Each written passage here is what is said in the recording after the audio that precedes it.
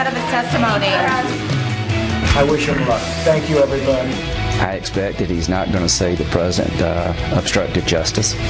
If he did, why would you continue to work? The United States launching new airstrikes against pro-Assad forces in the country of Syria. U.S. forces reached out via a Russian deconfliction channel and urged them to get back. They did not listen, and so a U.S. strike took out the weapons. Amazon Prime came out and said they're going to offer a discount to people that are on food stamps. Amazon is online, so how do they go online? They must have a computer and or a way to go online, so why are they on food stamps? NSA worker charged with leaking top government secrets this morning. Winter's parents now speaking out. I want her to be treated fair. I want her to be safe. If she did this, as the allegations say, and she's convicted, she should go to jail. George and Amal Clooney welcoming twins, Ella and Alexander. They jokingly add that George is sedated and should recover in a few days. Yeah. George Clooney did say, he said, all my friends have kids going to college, and they're all laughing at me now. Absolutely, yeah.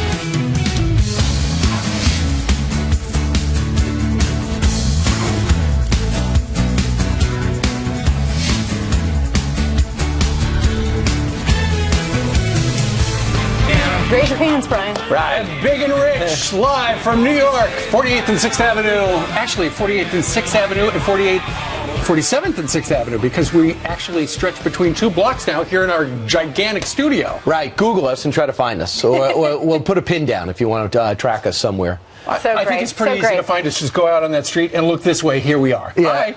And just yell. Just look for all the American flags outside, and that's where we are, right here on Avenue of the Americas. In the meantime, we're going to hand it over to Jillian, who has some important headlines for us. Hey, Jillian. That's right. Good morning to you guys, to you at home as well. We begin with a Fox News alert. Brand new video of the terror in the heart of Paris. A man bashing a police officer in the head with a hammer outside the famed Notre Dame Cathedral, knocking the officer to the ground as he scrambles to draw his gun. The frantic scene sent tourists running for their lives.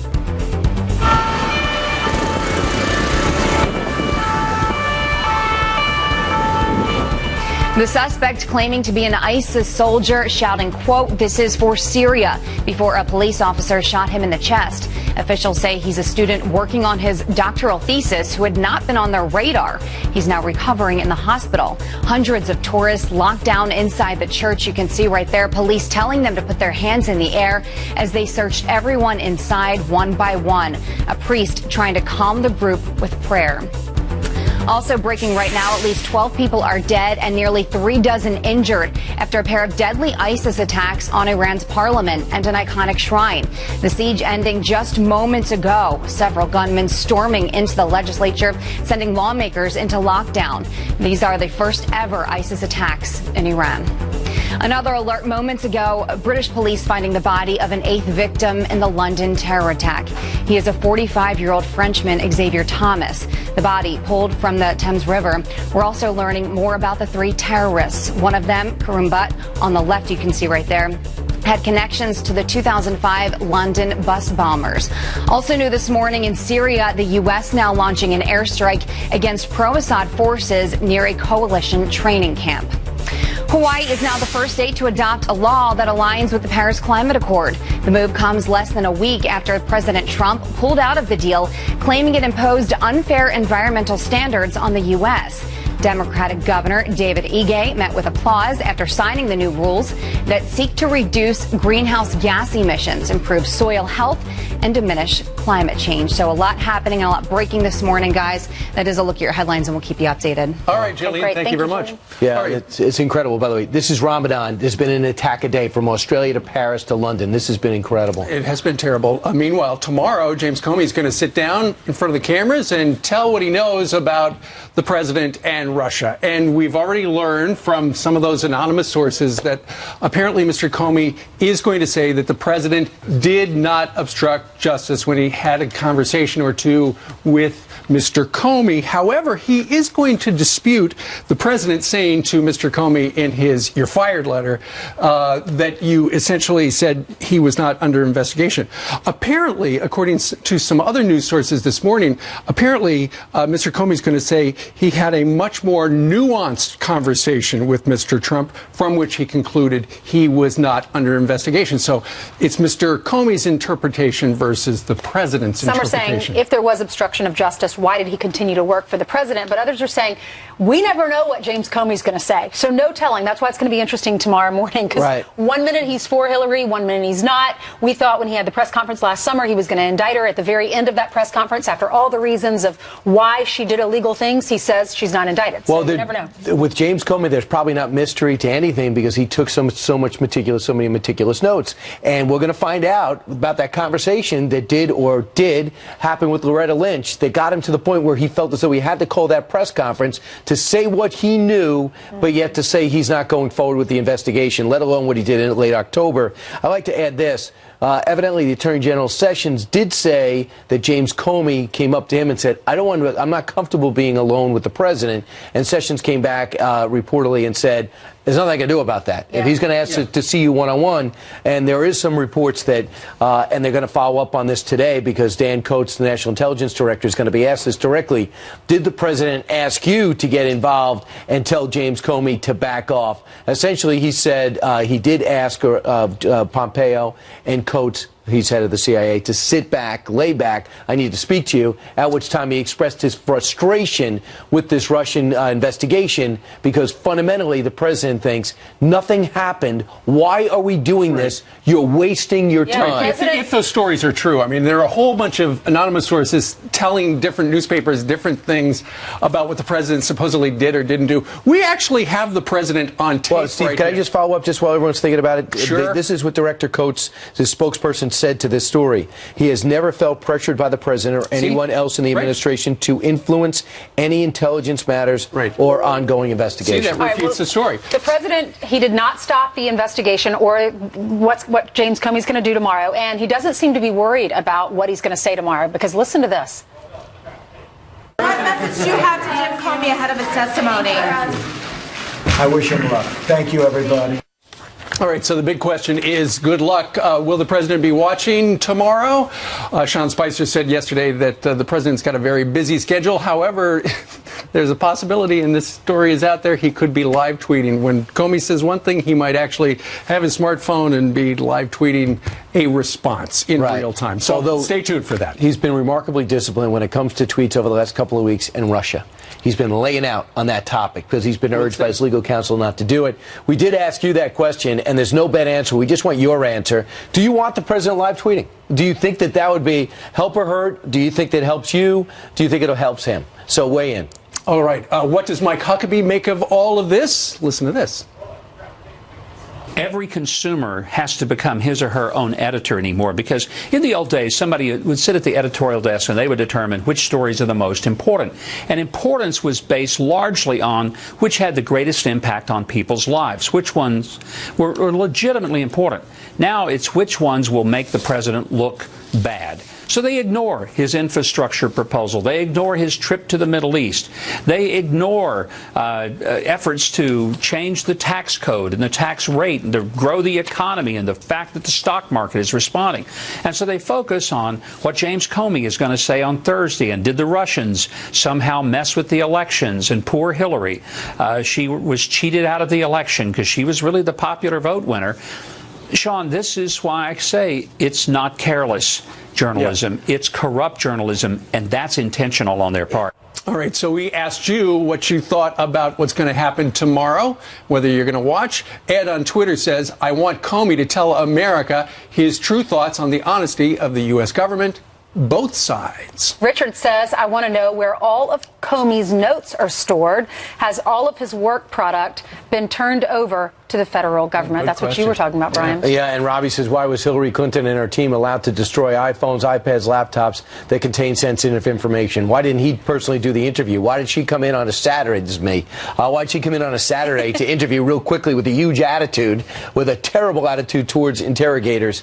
I think it was the day after 4th of July. That's right. So a lot of people say that's July 5th. You will see Mr. Comey live on Fox News Channel tomorrow. Meanwhile, let's talk about from that reality show go to reality winner. She, the 25-year-old Augusta, Georgia NSA contractor who leaked top secret information to The Intercept, where they published it. It's interesting, you know, she's been arrested. She faces, 10 years at least in prison.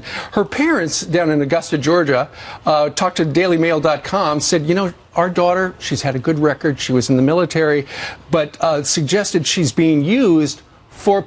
Their daughter is being used for political purposes, which is curious given the fact that when you look at her social media profile and everything she has posted, she is very political. She does not like this president, and in fact, on election night, she made it very clear. This was her tweet on election night. Well, I don't even want to say this word because I was taught not to say it. Well, people can read it. Hashtag election night. Yeah, it says, well, people suck. Hashtag election night.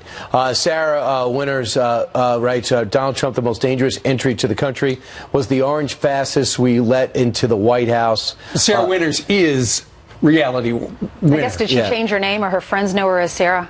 Well, that is believed to be her Twitter account. Right. But here's the most important thing. She had all this out there. Most of this stuff was out there in February when she got hired.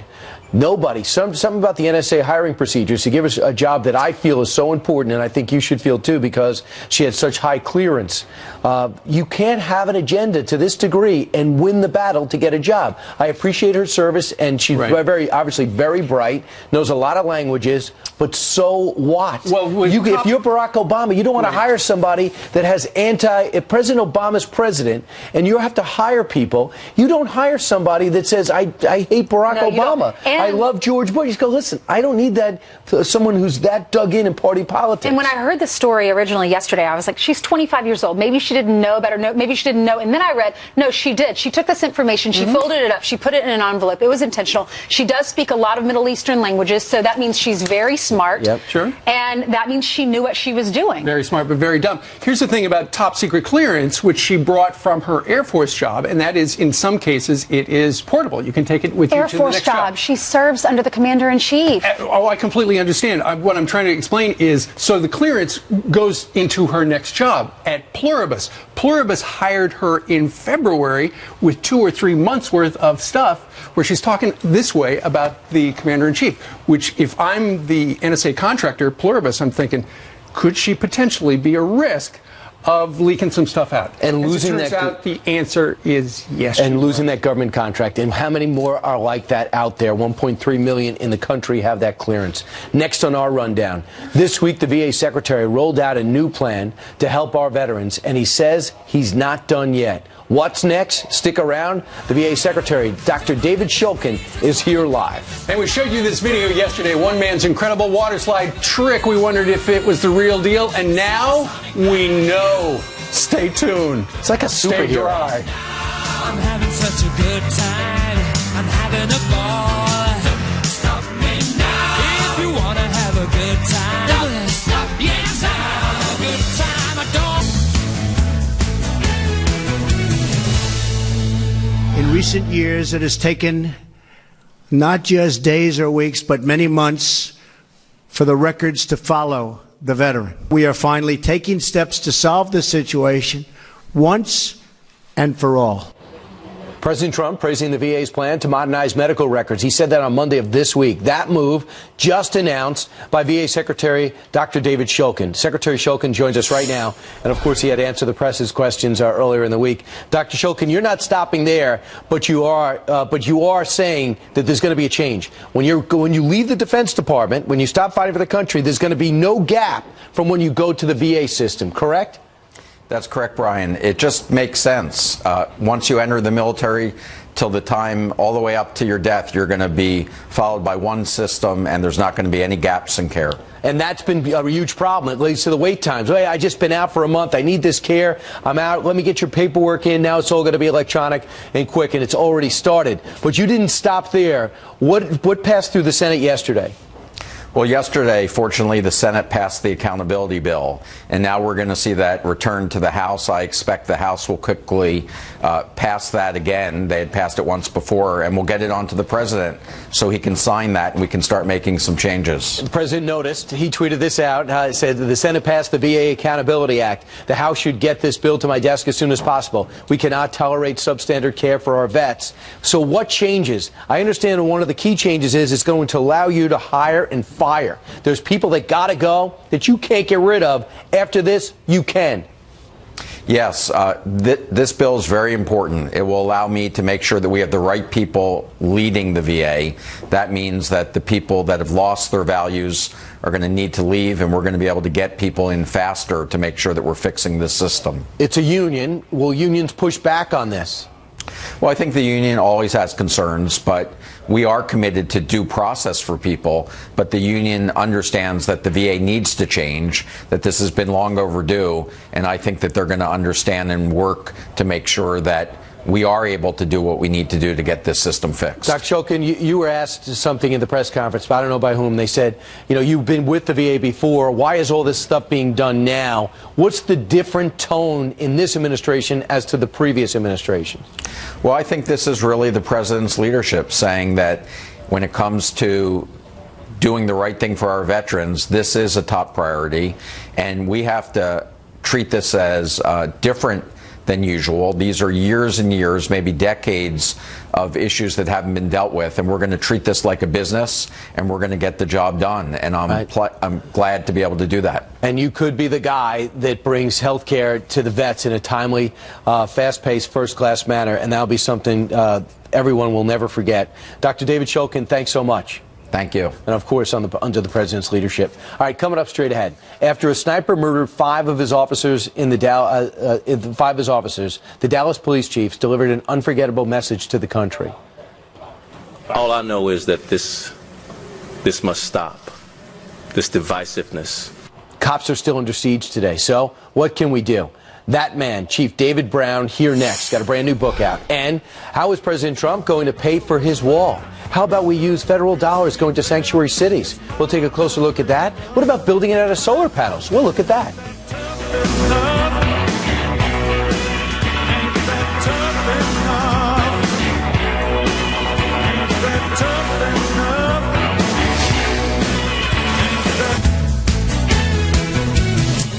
All right, it is 7:24 in the morning. Some quick headlines right now from New York City.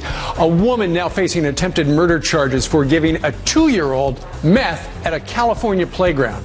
Police say the woman approached the boy and put something in his mouth. She later told the cops it was meth. The boy's going to be okay. Tom is now undergoing a psych evaluation. Mysterious little yellow pills sold on the streets blamed for an outbreak of deadly overdoses in Georgia. Up to 4 people have been killed and dozens more hospitalized over the span of just 2 days. Some patients thought they were taking prescription painkiller Percocet. It wasn't. Ainsley. All right. Thank you, Steve. Well, last summer, a sniper opened fire on police in Dallas, leaving 5 officers dead. And at the center of the tragedy, Dallas police officer Chief David Brown. His tactics brought that siege to a quick end, and his leadership brought the community together. His law enforcement career spanned more than 30 years, but his call to serve started when he was a young boy. His story being told in his new memoir. It is called to Rise. He had a calling and he followed it. Joining me now is retired Dallas Police Chief David Brown. Chief, thanks for being with us. Good morning. Good morning. Congratulations on your new book. Thank you. And thank you for serving our community. We love our police officers and our men and women in blue. How did you get from, your mom was raising you. Yes. She raised a little bit of money to send you to parochial school. Yes. Got me a really good early childhood education in parochial school, pre-K, kindergarten, first grade. Then I went to public school, but I was well advanced, so I was in advanced placement throughout and got a full academic ride to the University of Texas at Austin, Hook'em Horns.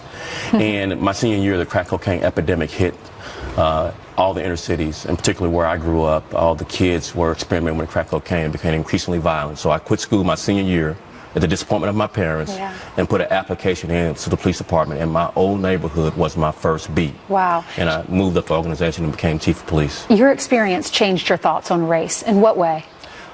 In 71, I was bused in desegregation. And it was an awful experience for 11-year-olds trying to figure out what all this race stuff was about that adults were in conflict over. But a young white kid invited me to dinner after school one day, changed my worldview of race at 11 years old. In what Sixth way? grade. He was authentic in his friendship toward me. He developed a relationship when we didn't have to. But for his extension, you know, I felt like Sidney Poitier in his house because he didn't tell his mother I was coming over. And so it's like I come into the house, I'm 11 years old, his mother comes out with dinner. And we became friends. We're still friends today. Really? Yes. That's great. Mike Schillenberg, shout out. Oh, wonderful. Well, you've been through a lot in your life. Your partner was killed in '88. Your brother was killed. Your son had some mental disorders as an adult at 28 years old, shot a police officer, and so he was killed. 5 officers were killed in that sniper shooting. How do you overcome that? My Christian faith. I'm not ashamed of the gospel of Christ. And his grace, his unmerited favor, helped me take another breath, another step, and be able to use those experiences to console others during the crisis on July 7th. Your son, he was bipolar, 28 years old. How did you learn of the news that he was gone? I was in church on Father's Day. On Father's Day. And I was praying. And got the call. And then at the end of service, I don't answer the phone in church. At the end of service, I answered the phone and got the news. Wow, worst day of your life. But he left behind a son, your grandson, who is so much like you. You said straight A student. Straight A's, advanced placement. That's great. The good Lord can console us all. Amen. Well, I know that you've done so much to change the Dallas community, and you were under fire for a lot of the decisions that you made. But then when the sniper attack happened, you were praised. Yes. Why is that? Well, I made tough decisions as a leader, and I didn't make decisions to be politically correct or to save my job. I just made the decisions I thought on principle were the right things to do to support the good men and women who did the job the right way. But I held accountable the 1 or 2% that didn't. And I believed in community policing. And so when July 7th happens, all of that comes to fruition and you're heralded. But I believe in serving the public much more than serving myself. So after 33 years and being the longest serving police chief in Dallas's history in the modern era, I decided to retire and go on to other things. I never thought that we would see a time in our country when there would be so much just divisiveness when it comes to just supporting our law enforcement, but unfortunately we've come to that reality. I remember we were reporting for the conventions in Philadelphia, and I talked to one police officer, and he said he takes his uniform off before he leaves work because he's too scared to go out in public wearing it. How do we get to that point, and how do you encourage people to still become police officers? Yeah, millennials don't like the profession, the way it's covered particularly, but I would say this. I never ask people to do what I'm not willing to do. So when I was a senior in college, instead of protesting what was happening in my neighborhood, I put in an application and became part of the solution. We have to put skin in the game when we want our government to perform better, rather than just complain, which we have every right with the First Amendment freedom of speech, but we also have to be engaged in the solution. Our mothers taught us this: you want something done right? Be willing to do it yourself. That's a good sage for all of us. That's why you became the chief. I've always heard to become a good boss, you can't ask your employees to do something you're not willing to do. That's exactly right. What about protests? Are they working? In our country, you go back to the history of our country, it's never been a protest that's changed things. World War II, we had to fight. Our founding fathers, they protested. They threw tea in the Boston Harbor, but they fought. The Civil Rights generation, they served and they fought. Protest alone has never been the impetus for significant change in our country. I would encourage all of those activists, name the group, get more involved in the local democracy and be the change that you are seeking. Be involved in our government in ways where you see it deficient, and then you will see the most significant change. Get involved. Put an application in. Why do you love this country and serving so much? It's the best democracy you will find anywhere in the world. I'm proud to be a Dallasite. I'm proud of Dallas, and I'm proud to be an American. We're proud of you. Thank you. God bless you, Chief. Thank you so much. Thanks for being with us. All right, coming up next, White House economic advisor Gary Cohn. He is here with what's on deck for President Trump's agenda, and it could mean more money in your pocket. So that's good news. And they are in the country illegally. So how are they getting free legal advice on your dime? We'll talk about it. Just you and me.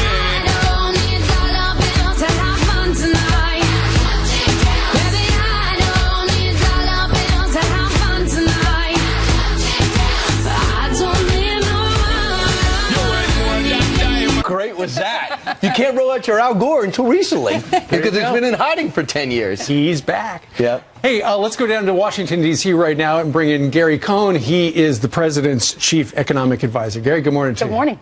Good morning. Okay, so later today, after the president flies Air Force One into Cincinnati, I understand 5 minutes after he parks the plane, he's going to be speaking to the victims of Obamacare. Who are the victims of Obamacare? What does that mean? These are families that are losing their insurance or have had their insurance premiums skyrocket because of the cost of being part of Obamacare. You know, we're going into Ohio today. I'm sure you saw the news yesterday that one of the major insurers pulled out of Ohio. Yep. We're going to have 18 counties in Ohio with no insurance providers. Those are the victims of Obamacare, people that really want to buy insurance but just can't because there's no providers. So, Gary, here's the issue, and I thought it was very interesting that Senator Lindsey Graham brought this up. Hardly a right-wing firebrand. He said, Mr. President, this is not your problem.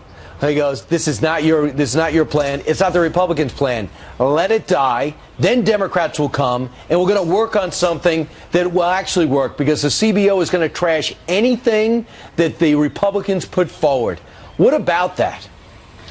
You know, I don't think it's the president's agenda to let it die and leave people that want to have good health insurance to be without health insurance. Sure. As we're looking around the country today and we see Americans working hard to take care of their families and be insured who want to buy insurance but have no availability of product because insurers have pulled out of their counties and pulled out of their states because they just can't provide insurance because the financial aspects of it don't work, because people can sign up for insurance the day they get sick. That's not the way insurance works. You buy insurance and you pay the premiums, and when you need it, you get your costs covered. The way Obamacare works is you don't buy insurance until you need it, and then you pay for the insurance.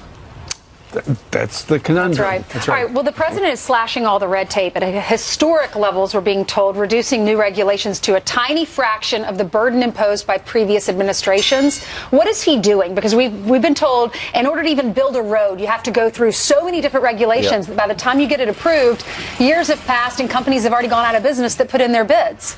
Yeah. So one of our big agenda items on infrastructure, and as you know, this is Infrastructure Week. We started by announcing air traffic control reform on Monday.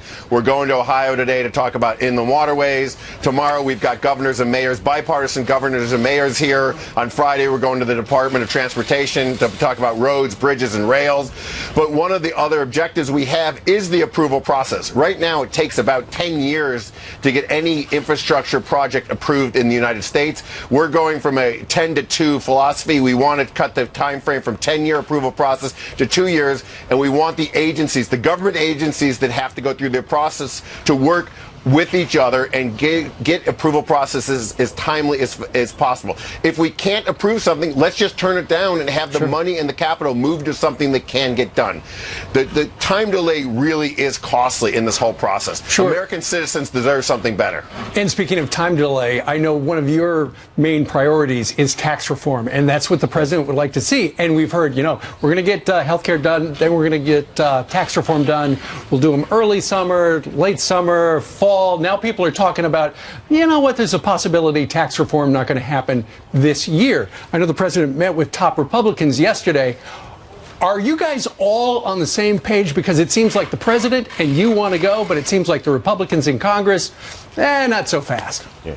So yesterday was actually a very good day for us on tax reform. As you said, the president had Republican leadership into the White House, and then later in the day, Secretary Mnuchin and myself met with both House leadership, the Speaker and Chairman Brady, and we met with Senate leadership. We met with Leader McConnell and Leader Hatch.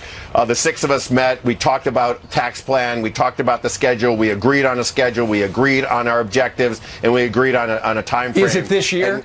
And we're all on board to do it this year. There was a universal consensus to get it done this year. It took Reagan 2 years, and after you already got a tax cut right away, it seems like the new language is tax cut, not tax reform. Should we look into that? I think you should use both words, reform and cut. We yesterday talked about a very robust program where we're going to have reform and cut. We need to simplify the tax system in the United States. We need to be able to have American citizens go back to their kitchen table and do their taxes. It shouldn't be where you have to go out and hire a tax planner or you have to go buy some software to do your taxes. You should be able to do them at your kitchen table. Take your income, take your tax rate, and pay the government if you owe us any money. We like the idea of making it simpler. All right, Gary Cohn, thank you very much. We know you got to go to Cincinnati and fix the waterways today. Get your hard hat. Thank you. My pleasure. Thank you. Great to see you. You bet. All right, let's hand it over to Jill. You know, has some headlines for us. Good morning. That's right. Good morning to you guys, to you at home as well. Let's get you caught up on what you need to know at this hour. New York City will spend $26 million taxpayer dollars to give illegal immigrants free lawyers. The program will be offered to anyone facing deportation, even if they're convicted of serious crimes. New York City Mayor Bill de Blasio does not support that part of the plan, and he could veto it. Alabama Senator Luther Strange may be the newest U.S. senator, but he's wasting no time coming up with a way to fund the southern border wall, make sanctuary cities pay. Our simple solution is, if you're not going to comply with the law, we are a nation based on the rule of law, then we're going to use that money to build the wall. You just won't get it. The senator's plan involves stripping their federal transportation dollars and using that money to secure the U.S. border. Brian, listen up. This one's for you. Remember this epic water slide trick we showed you yesterday? Well, it turns out it's real. The guy in the video is a lifeguard at the Jamaican water park. He tells TMZ, this is what you have to do. You get a big push at the top. You sit up straight to perfect the glide. According to the lifeguard, all of his coworkers can pull off the trick. He actually says it took him 2 years to learn it, and the lifeguards have sort of become an attraction there. Are you still skeptical? No, I mean, if you give me that type of explanation, because I think if you can do that, you should also be responsible to fight crime. Because you should be able to. That's like something Aquaman should learn. You sit up to keep law and order in Jamaica. You sit up, you cross your legs, big push, and you're good to go. There you go. What scares me, though, about watching that video, he's on his bottom and he gets to the edge of the pool and he jumps up. What if he doesn't jump up? He slams into the wall. It took him 2 years to figure it out. Right. That's true. That's true. All right, Jillian, thank you very much. Great journalism, Julian. Jillian, thank you very much. All right, straight ahead. Why are some conservatives still attacking President Trump? Our next guest has a message for them. Please report for duty. His name is Dennis Prager, and he's on deck. And while President Trump plugged the leaks, filmmaker Michael Moore just unveiled a plan to unplug them. Does he have a job?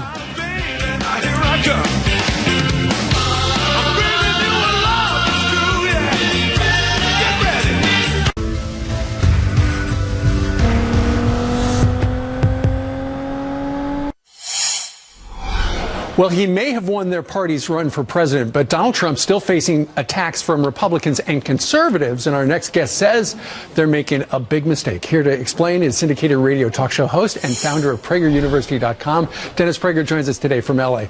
Dennis, what are you talking about? Why do conservatives still attack Trump but should not? I actually finally figured it out, because I just want to say, so people understand where I'm coming from, I was totally anti-Trump through the primaries. Right. I wrote column after column against him. He was my 17th choice. I just want to make that clear. However, from the first column, I wrote that if he's the nominee, I will vote for him. Once he was the nominee, I passionately campaigned for him. And now I am still, so to speak, campaigning for him. And there's a very simple reason. There is something considerably worse than Donald Trump, and that is the left. And what conservatives who are attacking the president don't seem to understand is what the nature and depth of the threat to America that the left, not liberals, classical liberals are a non-issue to me. I admire them. But the left, which is now the Democratic Party, is operatively the left, poses to the United States. And I'll just give you one sentence here. When Barack Obama was running, he said, "We are 5 days away from fundamentally transforming the United States of America." That's what the left wants to do, fundamentally transform this country. I don't. All right. Dennis, you write that people, particularly conservatives, need to realize we're in a civil war and he is the commander-in-chief. So if you believe in all things conservative or Republican-ish, you need to get in the boat, even though you might have to may have held your nose to vote for Donald Trump. That's exactly right. You know, listen, the beauty about appearing with you is that, you know, I can rehearse all of these things because I have a 3-hour show every day. So people call me up and they go, well, come on, Dennis, the lesser of two evils is still evil. They told me this during the campaign. And I said, no, the lesser of two evils is more good. Right. People don't seem to appreciate that fact. And I don't believe he's evil. I think it's wildly overstated, and I can't stand most of his tweets. And he doesn't speak like I do. It doesn't matter. He has achieved more conservative victories than all the Republican presidents, that is the two Bushes, since Ronald Reagan. Wow. It is, and if any of these conservatives who are anti-Trump would have been told in 1 year, you will have the most conservative cabinet in history, right. You will pull out of the Paris Accords, you will have a Supreme Court justice who was conservative, they would have said, wow, Cruz won? Right. That's a great point. So, Dennis, for the conservatives who may not be on the Trump train right now, what's your message for them? That we are in a civil war, and if you don't recognize it, then obviously it doesn't matter. You want someone who talks like you, and you could be proud of, and so on. And as I wrote in my response to the criticisms of me, and by the way, they were all very respectful, thank God, as is mine to them, because most of these guys are my friends, and most of them have made videos for Prager University on the internet. So it's a painful battle that we're having here. But I want them to understand. Flawed people can do great good. That is the way it is. I'm a religious Jew. I studied the Bible, and so do religious Christians, and they know God uses flawed people like King David and Rahab the prostitute. So I guess maybe if you're more biblically oriented, you can understand flawed people can do good things. And you say Donald Trump so far has done a lot of great stuff. All right, Dennis Prager, we thank you very much for joining us from Los Angeles. We're going to break away because we've got a Fox News alert right now. President Trump has just announced his nomination to replace James Comey as the FBI director. That coming up next.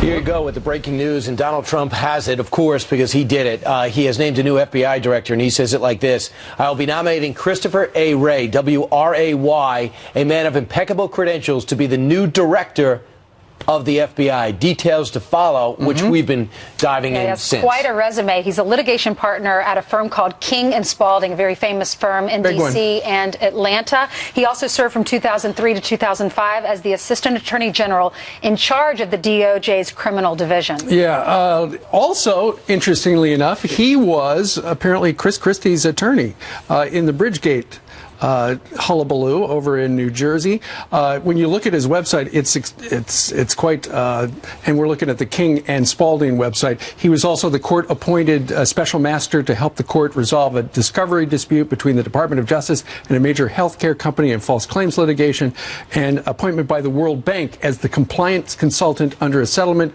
with leading global technology companies. So this is a guy, a very smart guy, the president's pick to run the FBI. Right. Yale, graduate of Yale. Yeah, a graduate of Yale. And, man, this guy is supposedly just a brilliant litigator. That's what he's known for. They say he was also named as somebody you can go to on the toughest issues for legal counsel, who's now in the private sector, knows what it's like to serve in the government, and seems to be extremely well respected. What do you make of the timing of this? Because James Comey is going to be speaking tomorrow and giving his testimony. Sure, absolutely. What's interesting is, and from this particular biography, we don't see it, he has never worked for the FBI. He's worked for the Department of Justice, has not worked for the FBI. There were a number of people after James Comey was fired said, you know, you got to get somebody who's been at the FBI.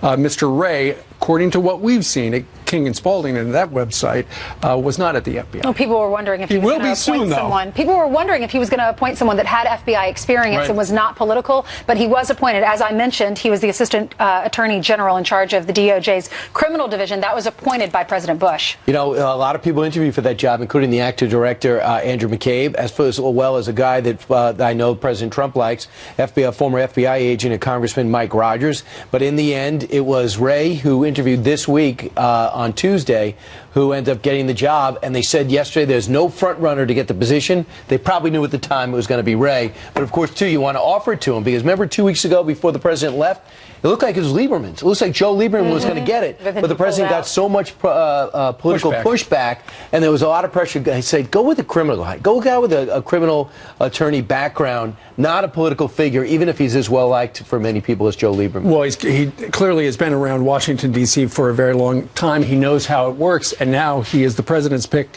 to run the FBI. Once again, his name is Christopher A.